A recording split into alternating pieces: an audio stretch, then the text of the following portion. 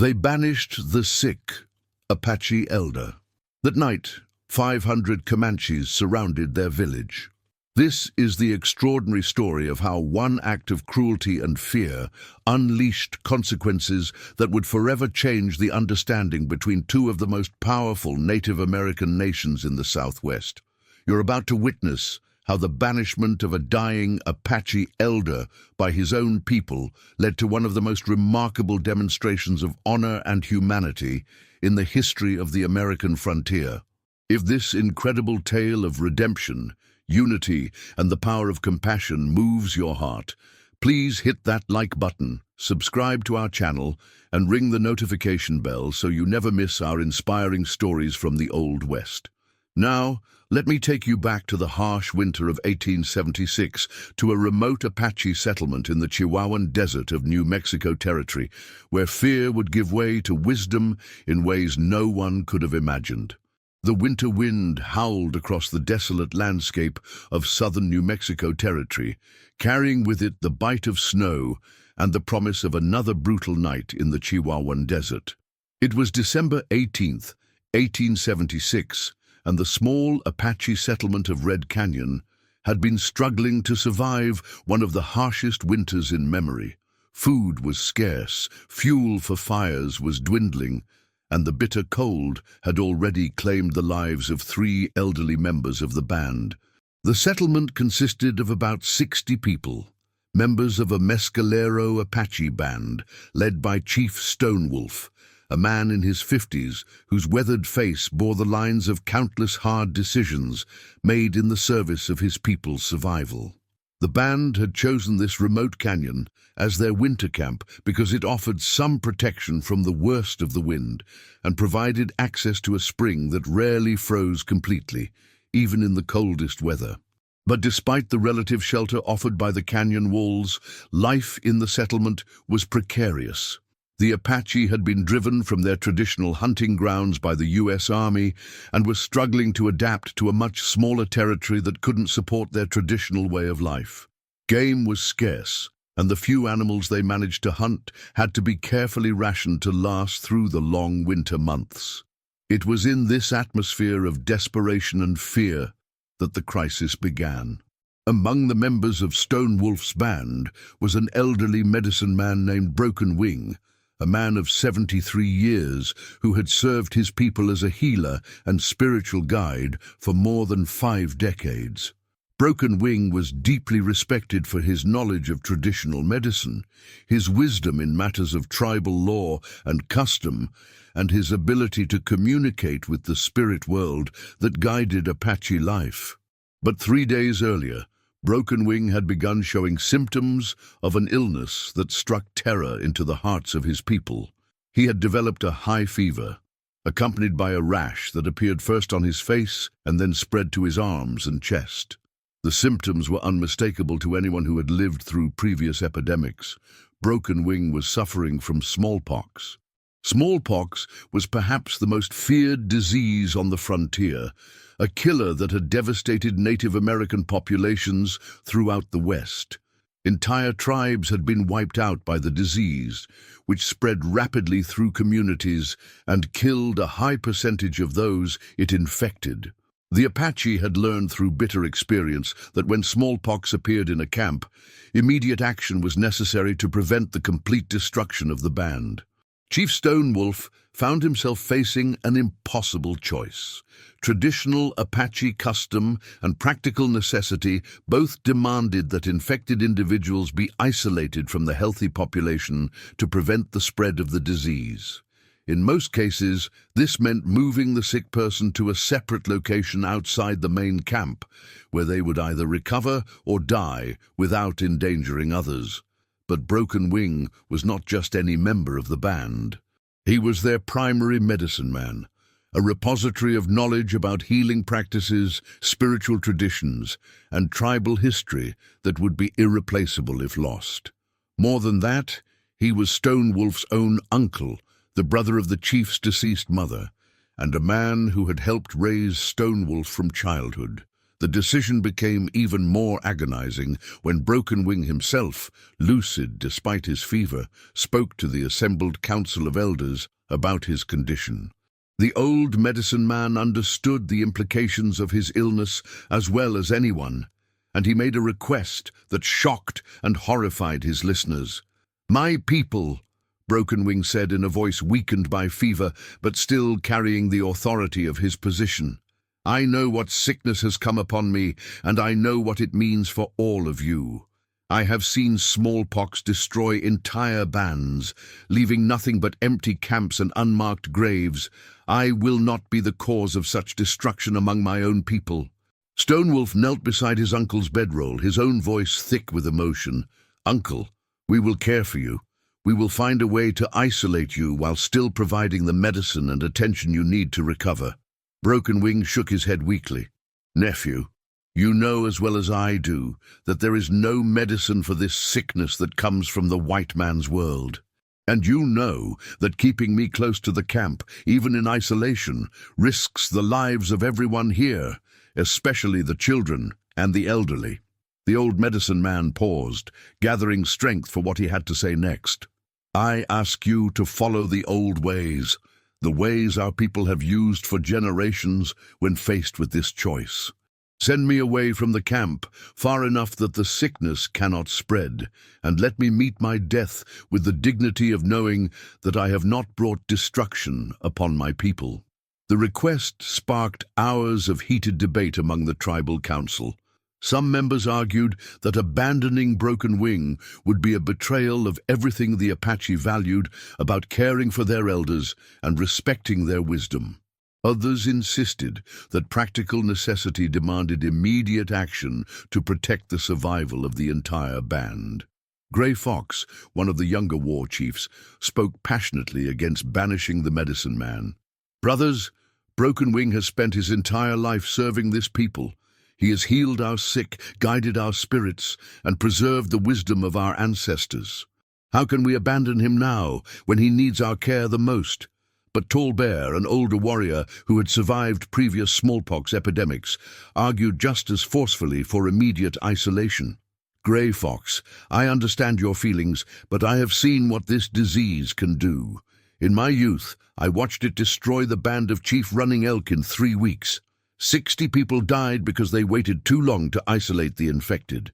We cannot let sentiment cloud our judgment when the survival of our people is at stake." Chief Stonewolf listened to the arguments from both sides, his heart torn between his love for his uncle and his responsibility for the welfare of his entire band.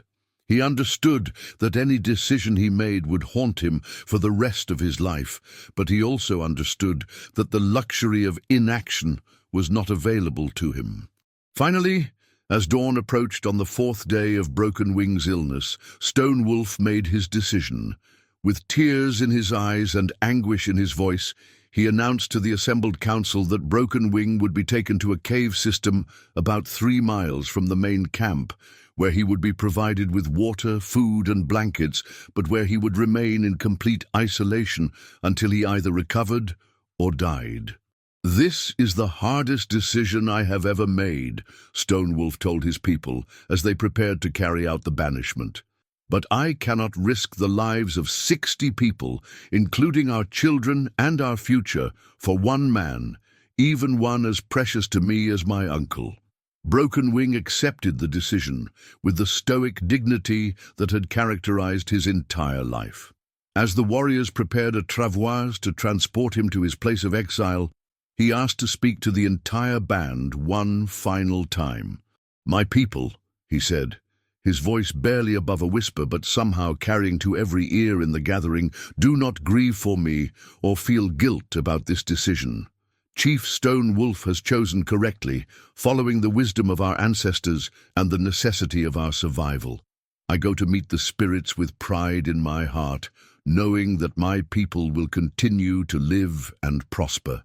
The old medicine man paused, looking around at the faces of the people he had served for so many years. "But I make one request of you all. When I am gone, do not let fear and suffering turn your hearts to stone. Remember that the Apache way is one of honor, courage, and compassion for all living things. Do not let this winter's hardships make you forget who you are. As the sun rose over the desert, a small party of warriors carefully transported Broken Wing to the cave system that would serve as his final home. The cave was actually quite comfortable by frontier standards, with a natural spring providing fresh water and enough space to allow for a fire that would provide both warmth and light. The warriors left him with several days' worth of food, warm blankets and firewood, though everyone understood that these provisions were more symbolic than practical. Broken Wing would not be completely alone in his exile. Stone Wolf had arranged for his nephew, a young warrior named Swift Arrow, to check on the medicine man from a safe distance each day, ensuring that he had adequate supplies and monitoring his condition. But there would be no direct contact, no medical care, and no comfort beyond what Broken Wing could provide for himself. The banishment of Broken Wing cast a pall of sadness and anxiety over the entire band. Many people felt guilty about abandoning the old medicine man, while others worried that they had acted too late and that the disease had already begun to spread through the camp. The children, who had always looked to Broken Wing for stories and wisdom, kept asking when he would return, not understanding why their beloved elder had been sent away. For 3 days, Swift Arrow reported that his great-uncle was alive but growing weaker. The young warrior would position himself on a ridge overlooking the cave entrance and observe through a small telescope that the band had acquired in trade several years earlier. He could see smoke from Broken Wing's fire and occasional movement around the cave mouth, indicating that the old medicine man was still alive and conscious. But on the 4th day of the exile, Swift Arrow's report brought devastating news. There was no smoke from the cave, no sign of movement, and no response when Swift Arrow called out from his distant observation point. It appeared that Broken Wing had died during the night, alone in his cave with only the desert wind for company. The news of Broken Wing's death spread quickly through the camp, bringing with it a mixture of relief and profound sadness. Relief, because the immediate threat of contagion had apparently ended with the medicine man's death, but sadness, because the band had lost one of its most valuable and beloved members. Chief Stone Wolf ordered 3 days of mourning for his uncle, during which the normal activities of the camp would be suspended and people would have time to grieve and reflect on Broken Wing's contributions to their community. It was the traditional Apache way of honoring the dead, though the circumstances of the medicine man's death made the mourning period particularly poignant. But unknown to the members of Stone Wolf's band, their treatment of Broken Wing had been witnessed by observers who would soon make their presence known in ways that none of the Apache could have anticipated. For several weeks, a small group of Comanche warriors had been traveling through the region, part of a larger war party led by Chief Thundercloud that was moving between their winter camps in Texas and hunting grounds further north. The Comanche had been observing the Apache settlement from a distance, not with hostile intent, but simply as a matter of prudent reconnaissance in territory that was claimed by both tribes. The Comanche and Apache had a complex relationship that had evolved over generations of contact in the Southwest. While they were not traditional allies, they were also not implacable enemies in the way that both groups were enemies of the white settlers and soldiers who were encroaching on their lands. The two tribes had occasionally fought each other over hunting grounds and horse-stealing raids, but they had also sometimes cooperated against common threats. Most importantly for the current situation, both tribes shared similar values about the treatment of elders and the importance of honoring those who had devoted their lives to serving their people. The Comanche, like the Apache, revered their medicine men and considered them to be among the most valuable and respected members of their society. The small group of Comanche scouts had been positioned on a mesa overlooking the Apache settlement when they witnessed Broken Wing's banishment. Through their own telescopes and field glasses, they had observed the entire process: the council meetings, the preparation of the travois, the transport of the sick medicine man to his place of exile, and the subsequent daily visits by swift arrow to check on his condition. What the Comanche had witnessed horrified them. From their perspective, the Apache had committed one of the most serious violations of tribal law and custom by abandoning a sick elder instead of caring for him until his natural death. The fact that the abandoned elder was a medicine man, a person deserving of the highest respect and care, made the offense even more serious in their eyes. The leader of the Comanche scouting party was a war chief named Iron Horse, a man in his 40s who was known throughout the southern plains for his tactical skill and his strict adherence to traditional Comanche values. Iron Horse had fought against both Apache and white soldiers during his career, but he had never seen what he considered to be such a flagrant violation of the codes of honor that governed Indian life. When Swift Arrow reported that Broken Wing had died alone in his cave, Iron Horse made a decision that would have profound consequences for both tribes. He dispatched riders to carry word of what they had witnessed to Chief Thundercloud and the main Comanche war party, which was camped about 2 days' ride to the north. The message that Iron Horse sent to his chief was carefully worded but unambiguous in its implications. The Apache of Red Canyon have abandoned their medicine man to die alone in the wilderness. This violation of the sacred duty to care for elders cannot be allowed to pass without response. We await your instructions on how to address this offense against the natural order. Dun! When Thundercloud received Iron Horse's message, he immediately called a council of his war chiefs and senior warriors to discuss the situation. Thundercloud was a man of 62 years, a leader who had earned his position through decades of successful warfare against enemies of the Comanche people, but also a man who was deeply committed to the traditional values and customs that defined Comanche society. The council meeting lasted through most of the night, as the assembled leaders debated how to respond to what they saw as the Apache's violation of fundamental tribal values. Some warriors argued for immediate military action, suggesting that the Apache band should be punished for their treatment of Broken Wing through a raid that would demonstrate Comanche disapproval of their conduct. But Thundercloud and the older, more experienced chiefs favored a different approach. They understood that simply attacking the Apache would accomplish nothing beyond increasing the cycle of violence that already plagued relations between Indian tribes. Instead, they decided on a course of action that would demonstrate Comanche values while also teaching the Apache a lesson about the proper treatment of elders. "Brothers," Thundercloud announced to his assembled warriors, "we will not attack these Apache, though they have offended against the laws that govern all Indian peoples. Instead, we will show them how a medicine man should be honored, even in death. We will demonstrate the respect that all elders deserve, and perhaps we will open their eyes to the error of their ways." Thundercloud's plan was both simple and dramatic. He would take a substantial force of Comanche warriors to the Apache settlement, not to attack, but to honor Broken Wing's memory and to show the Apache what proper respect for a medicine man looked like. The demonstration would serve multiple purposes. It would pay appropriate tribute to a spiritual leader who had been abandoned by his own people. It would establish Comanche moral authority in the region, and it would potentially create an opportunity for improved relations between the two tribes.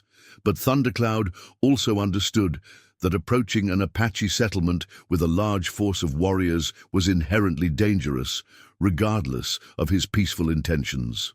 The Apache would naturally assume that they were under attack and would respond accordingly, potentially triggering exactly the kind of violence that Thundercloud hoped to avoid. To address this challenge, Thundercloud decided to send advance messengers to the Apache camp, men who could explain the Comanche intentions and arrange for a peaceful demonstration of respect for Broken Wing's memory.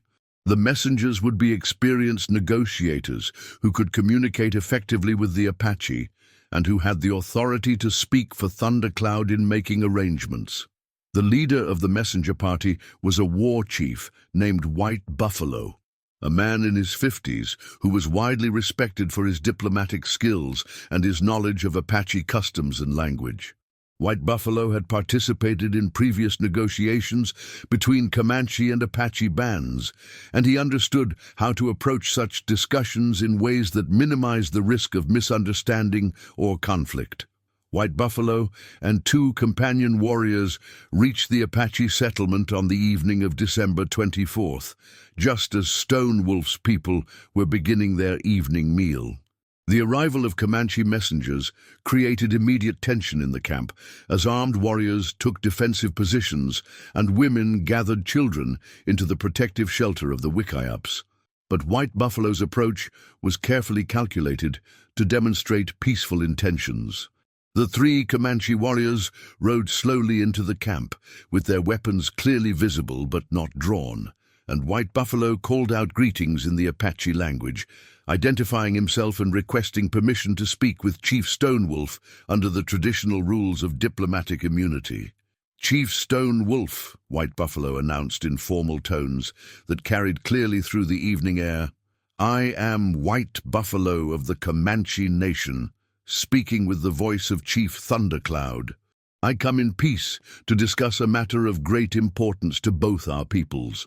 Stone Wolf emerged from his wickiup, accompanied by his senior warriors and advisors. The Apache chief was clearly puzzled by this unexpected diplomatic contact, especially coming so soon after his uncle's death and during the winter season, when most tribes avoided long-distance travel. "White Buffalo," Stone Wolf replied with equal formality, "you and your companions are welcome in our camp under the laws of hospitality. What matter brings Comanche messengers to our winter camp in this season of cold and snow?" White Buffalo's response was carefully measured, designed to convey the seriousness of the Comanche concerns without immediately provoking a defensive reaction from the Apache. "Chief Stone Wolf, we come to speak about the medicine man Broken Wing, whose death has become known to our people. Chief Thundercloud wishes to honor the memory of this spiritual leader and to discuss the proper treatment of elders among all Indian peoples." The mention of Broken Wing's name caused visible tension among the assembled Apache, as Stone Wolf and his advisors realized that their private tribal matters had somehow become known to their Comanche neighbors. Stone Wolf's expression hardened as he considered the implications of Comanche involvement in what he regarded as purely internal Apache affairs. "White Buffalo," Stone Wolf replied carefully, "the death of Broken Wing is a matter of great sadness to our people, but it is a matter that concerns only our band. I do not understand why Comanche chiefs would involve themselves in the internal affairs of the Apache nation." White Buffalo had anticipated this response, and he was prepared with an answer that would explain the Comanche position without immediately condemning the Apache actions. "Chief Stone Wolf, the treatment of medicine men and elders is not an internal matter for any single tribe. It is a sacred duty that all Indian peoples share, a responsibility that connects us all to the spirit world and to the traditions of our ancestors." The Comanche messenger paused, allowing his words to sink in before continuing. "Chief Thundercloud has seen how your people handled the illness and death of Broken Wing, and he believes that a great opportunity has been lost. Instead of allowing this medicine man to die alone and forgotten, we should honor his memory in ways that demonstrate the values all Indian peoples should share." Stone Wolf felt a growing sense of anger and embarrassment at the implication that his decisions had been improper or dishonorable. "White Buffalo, Broken Wing died of the spotted sickness that kills entire bands if not contained. We acted to protect our people, following the wisdom of our ancestors in such matters. We did what was necessary for our survival." "Chief Stone Wolf," White Buffalo replied respectfully but firmly, "survival of the body is important, but survival of the spirit and the honor of the people is equally important." Chief Thundercloud believes that there were other ways to care for Broken Wing that would have preserved both the safety of your band and the dignity due to a medicine man. The conversation was becoming increasingly tense as Stone Wolf realized that the Comanche were essentially criticizing his leadership and questioning the legitimacy of decisions he had made under extremely difficult circumstances. But before he could respond, with the angry words that were forming in his mind, White Buffalo made an announcement that changed the entire nature of the discussion. Chief Stone Wolf, Chief Thundercloud, is approaching your camp with 500 warriors, not to make war, but to demonstrate how a medicine man should be honored even in death. We come to pay proper tribute to Broken Wing's memory and to show all Indian peoples what respect for elders should look like. The impact of White Buffalo's words was immediate and dramatic. 500 Comanche warriors represented a force larger than the entire Apache band, including women, children, and elders. Such a force could easily overwhelm Stone Wolf's fighters and destroy the settlement completely if they chose to do so. But White Buffalo quickly continued, trying to prevent panic and misunderstanding. We do not come as enemies, Chief Stone Wolf. We come as fellow Indians who wish to honor a spiritual leader who devoted his life to serving his people. Chief Thundercloud requests permission to conduct proper ceremonies for Broken Wing's spirit and to demonstrate the unity that should exist between all tribes in honoring their elders. Stone Wolf found himself in an impossible position. He could not refuse the Comanche request without risking the destruction of his band, but accepting it would amount to acknowledging that his treatment of Broken Wing had been improper. More than that, allowing 500 Comanche warriors into Apache territory would set a precedent that could have long-term consequences for tribal autonomy and authority. White Buffalo, Stone Wolf said after a long pause, this is a matter that requires consultation with my advisors and consideration of all the implications for both our peoples. I request time to discuss your chief's proposal and to prepare an appropriate response. White Buffalo nodded understanding. Chief Stone Wolf, Chief Thundercloud, expected that you would need time to consider this request.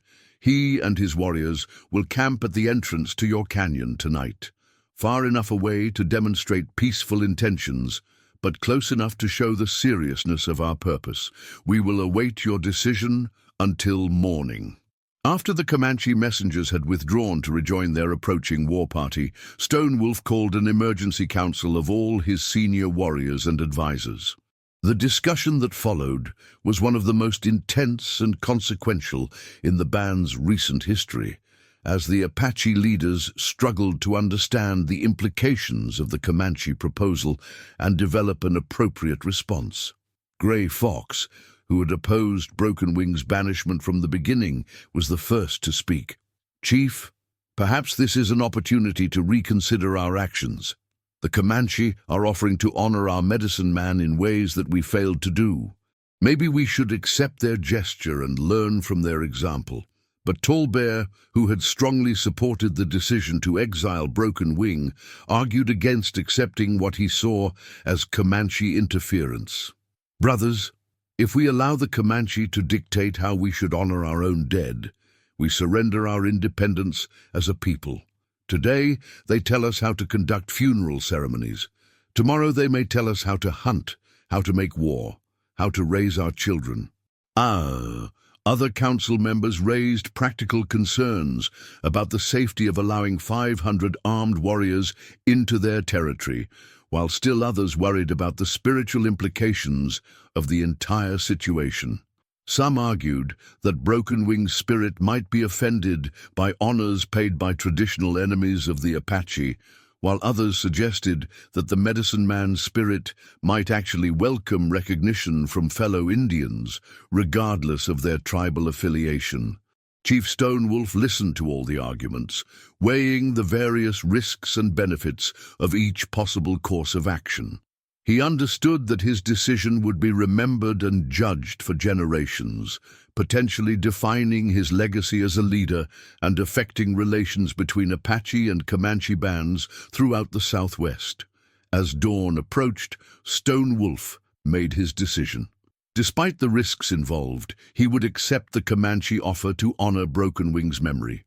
The potential benefits of improved relations with the Comanche, combined with the opportunity to demonstrate Apache willingness to cooperate with other tribes, outweighed the risks of appearing to submit to outside pressure.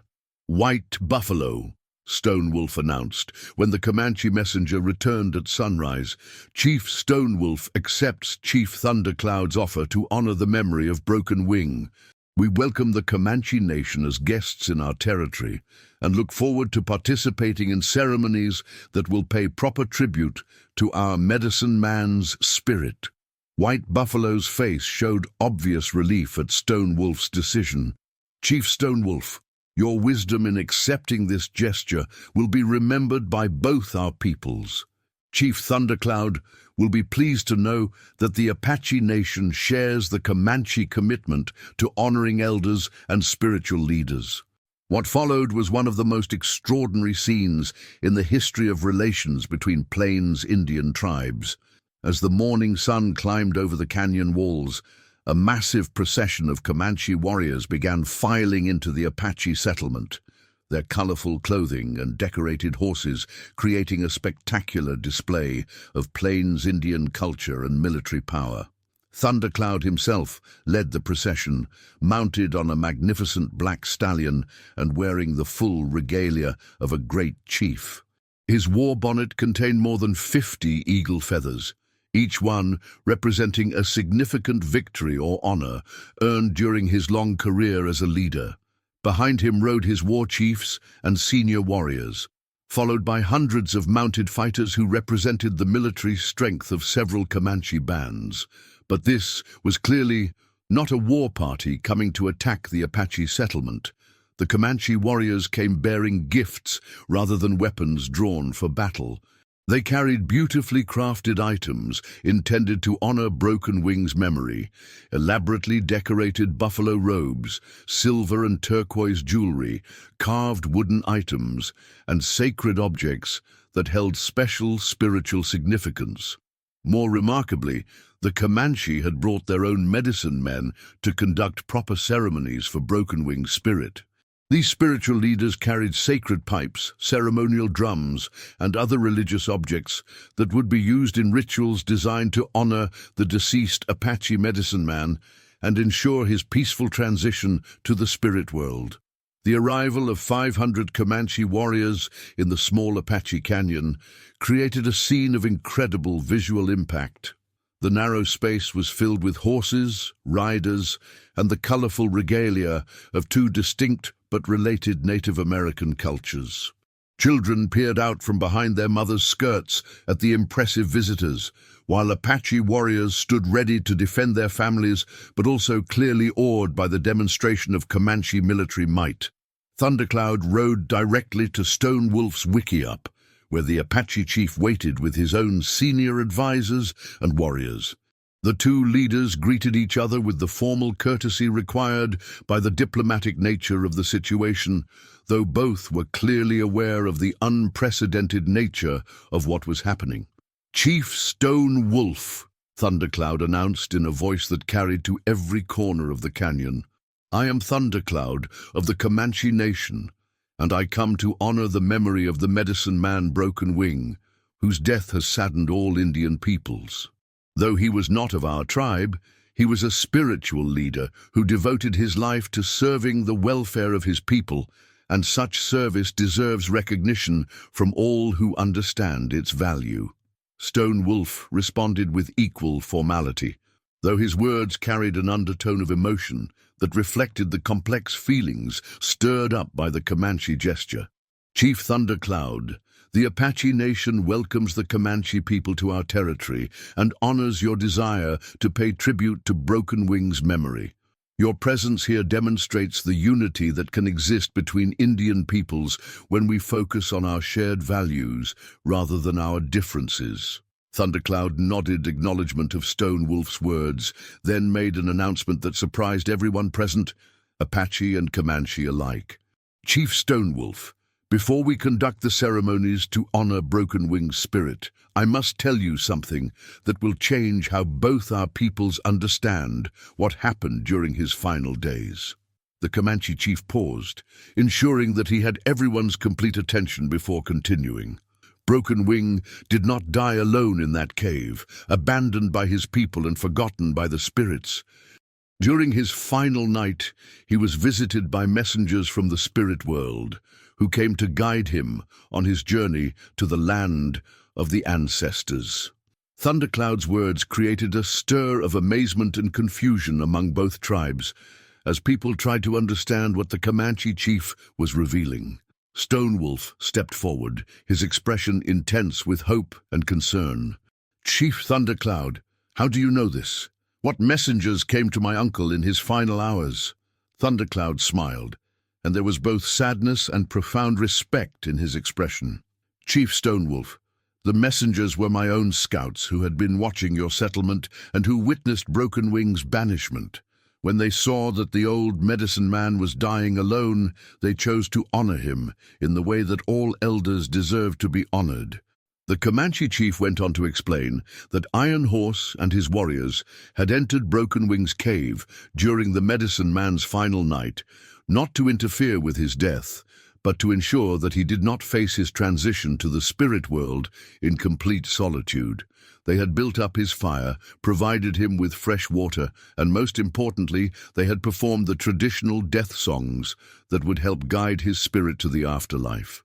"Iron Horse tells me that Broken Wing was conscious during his final hours," Thundercloud continued, "and that he spoke with gratitude about the Comanche presence.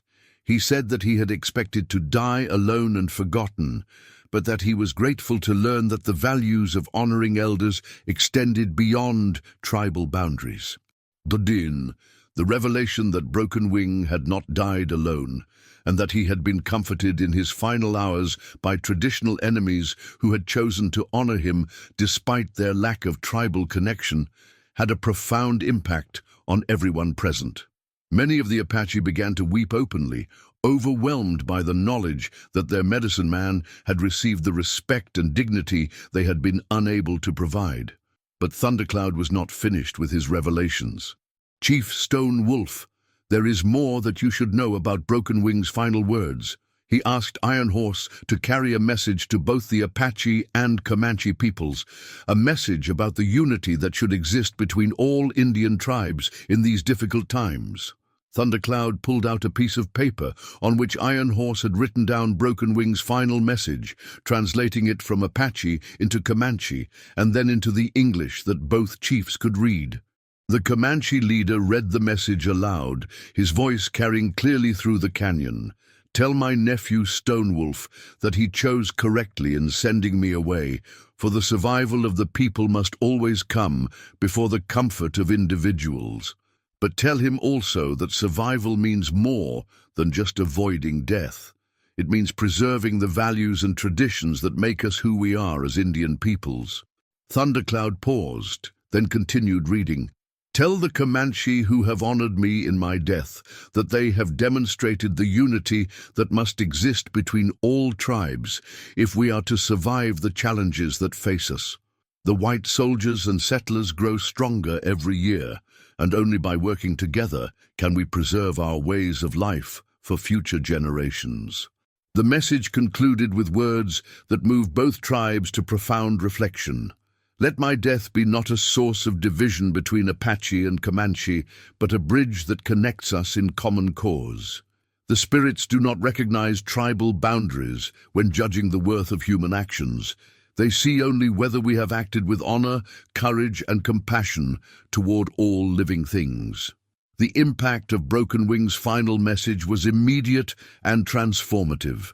Stone Wolf fell to his knees, overwhelmed by the realization that his uncle had not only forgiven the decision to exile him, but had used his death as an opportunity to promote unity between traditional enemies. The other Apache leaders showed similar emotions, as they understood that their medicine man's final act had been to create something positive from the tragedy of his abandonment.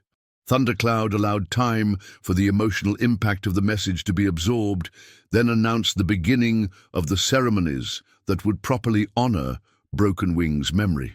What followed was a remarkable fusion of Apache and Comanche traditions, as medicine men from both tribes worked together to conduct rituals that honored the deceased healer's contributions to his people and his ultimate service to the cause of intertribal unity. The ceremonies lasted for 3 days, during which the canyon was filled with the sounds of drums, chanting, and the traditional songs of both peoples. Sacred fires burned continuously, tended by warriors from both tribes who took turns maintaining the flames that would help guide Broken Wing's spirit to its final rest. On the final day of the ceremonies, Thundercloud made an announcement that would have lasting consequences for relations between Apache and Comanche bands throughout the Southwest. Standing before the assembled members of both tribes, he declared the formation of a formal alliance based on the principles that Broken Wing had articulated in his final message. "Brothers of the Apache Nation," Thundercloud proclaimed, "the death of your medicine man has taught us that the artificial divisions between our peoples serve only our enemies. From this day forward, the Comanche Nation declares the Apache to be our brothers in the struggle to preserve Indian ways of life." The alliance that Thundercloud announced was not just symbolic but practical, involving specific commitments to mutual defense, shared hunting grounds, and coordinated responses to threats from white military forces. More importantly, it established ongoing relationships between Apache and Comanche leaders that would facilitate cooperation in addressing the challenges that both peoples faced. Stonewolf responded to Thundercloud's announcement with a formal acceptance of the alliance and a public acknowledgement of the lessons his people had learned from the entire experience. "Chief Thundercloud, the Apache Nation accepts your offer of brotherhood and commits ourselves to the unity that Broken Wing envisioned in his final message. We have learned that survival requires not just protecting our bodies, but preserving our souls. Not just avoiding death, but living with honor." The Apache chief paused, his voice thick with emotion as he continued, "We have also learned that wisdom can come from unexpected sources, and that our traditional enemies may sometimes understand our values better than we understand them ourselves.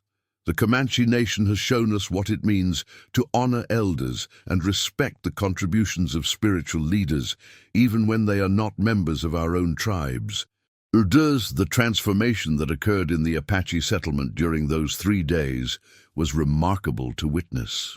The atmosphere of fear, guilt, and desperation that had characterized the band since Broken Wing's exile was replaced by a sense of hope, purpose, and connection to something larger than their immediate survival concerns.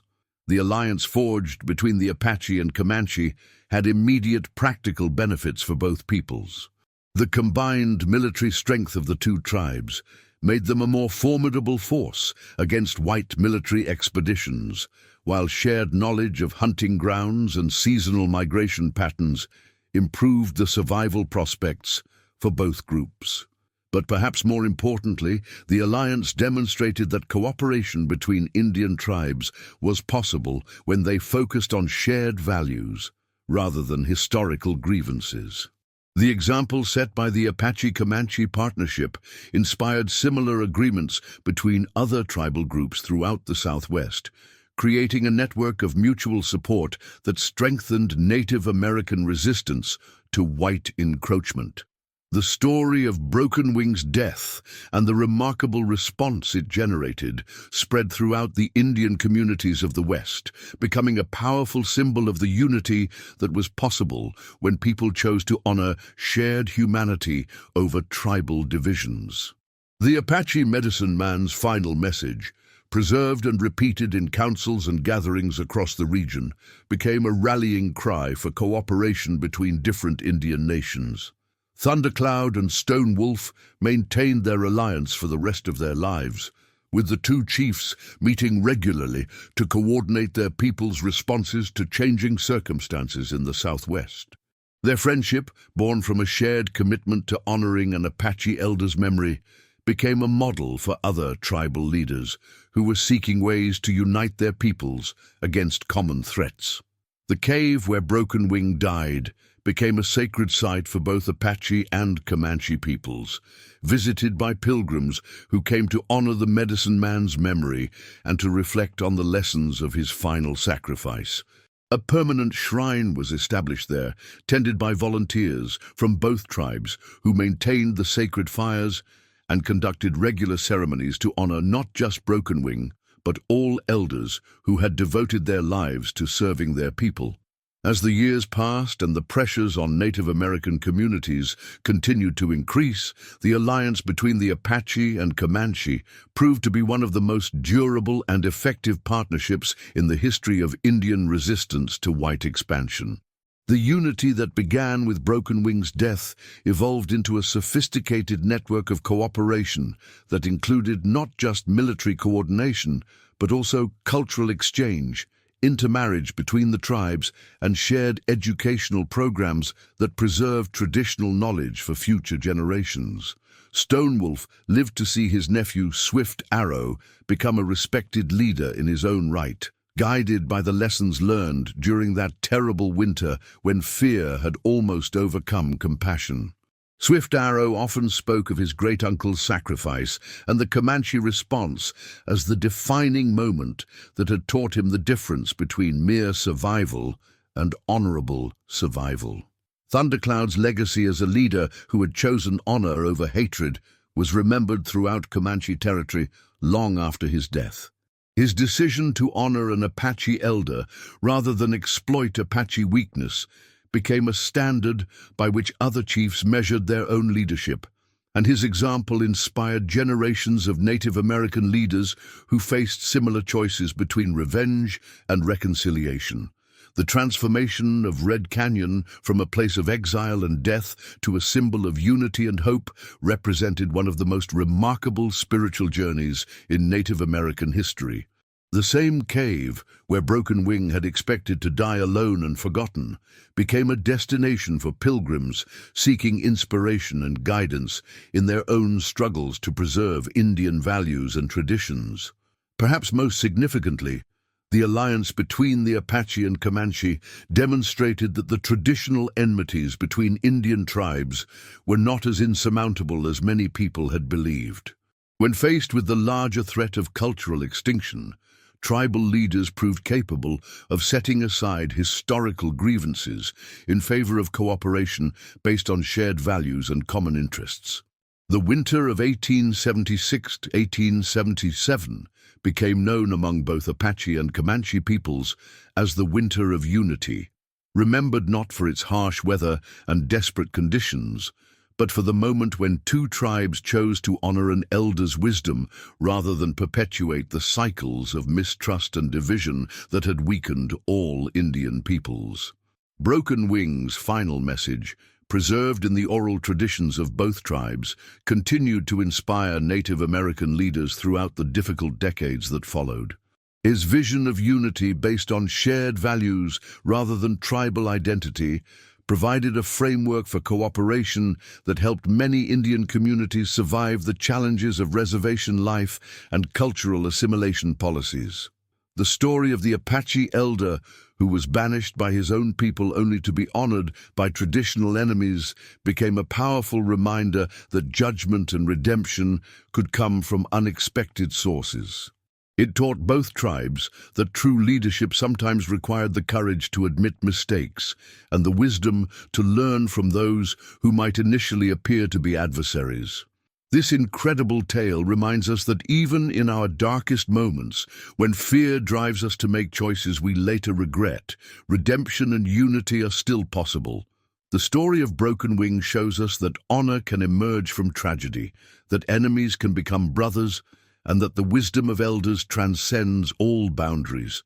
When we choose compassion over fear, understanding over prejudice, and unity over division, we create the possibility for transformation that seemed impossible.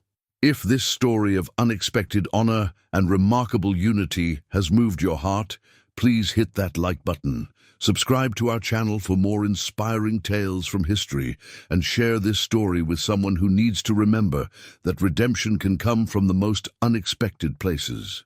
After all, we never know when our own choices between fear and compassion might change the world.